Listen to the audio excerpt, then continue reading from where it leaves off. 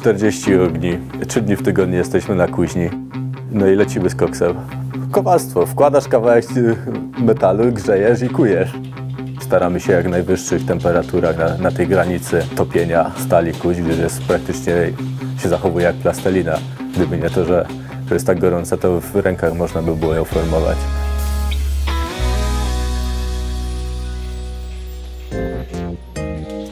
Bodajże 12 lat temu pojechałem do Anglii, pracowałem dla korporacji, nawet się doszło do pozycji menadżerskiej, ale chociaż pieniądze były dobre, to nie było to.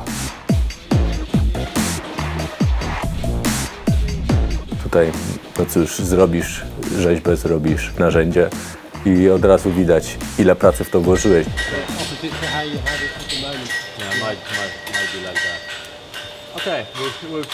W Anglii bodajże jest jeden z najstarszych cechów kowalskich, Worshipful Blacksmith Company. Bodajże od czasów rzymskich tutaj na tym terenie działają. What's the most difficult thing in blacksmithing? The most difficult process in blacksmithing, well, most of them would go straight for fire welding and say that's the one that is the hardest. It is difficult. Engineers work with micrometers. We do it by eye, because eyes are better. Yeah.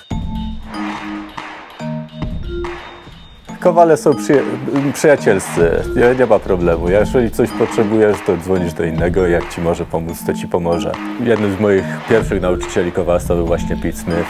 Gdy pierwszy raz przyszedł ten pomysł, że będziemy przekuwać ten pocisk z Syrii, no to od razu po prostu chciało być częścią, chciało jakoś pomóc. Facet, który ma 35 lat doświadczenia w kowalstwie, także na każde pytanie ma odpowiedź.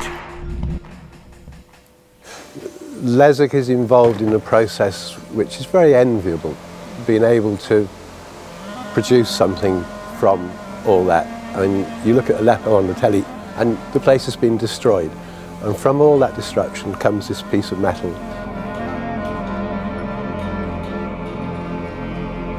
Mój brat Romek, ksiądz Roman Sikoń, pojechał tam właśnie z Malejonkiem i z Michałem, żeby zrobić te reportaże, które widzieliśmy w ostatnich miesiącach. I przywieźli mi tutaj kawałek złomu właśnie do przekucia na krzyż jako część projektu Nieśmiertelni i Pray for Syria. To ten kawałek złomu będzie świadectwem przerobiony na znak naszego zwycięstwa na krzyż i ten krzyż poprowadzi nas do zwycięstwa, a w Syrii zapanuje pokój. W to wierzymy. Trwajcie w modlitwie, nie ustajcie. Bóg zapłać.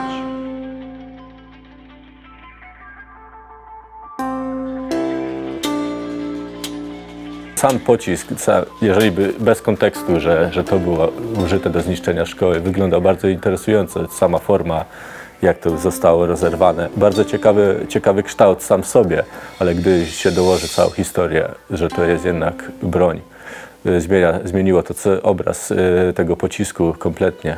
You're creating something out of the dust, aren't you? Yeah. Words fail you really to describe Aleppo, and this is one of the ways that description, all those other things that you can't put into words about that kind of behaviour. This is where art comes into its own. It's a peculiarity of the world that the most violent, disturbing things that you see generate extraordinary art. From all that hate and so on comes beauty somehow. He's changing a piece of ugliness into a symbol of peace.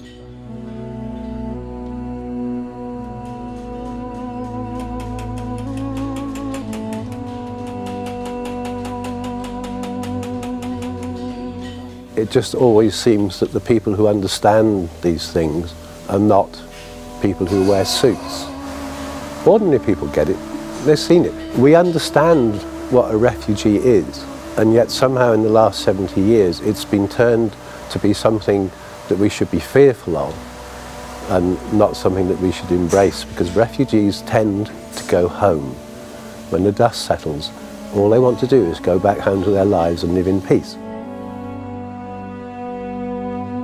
Zbyt mało się mówi o tych problemach, które są w Syrii w tym momencie, a wiele się w Anglii mówi o problemie z uchodźcami, z Calais i tak dalej, ale bardzo, bardzo mało się w mediach mówi o tym, co się właśnie w Syrii dzieje, że tam wojna jednak mimo wszystko trwa.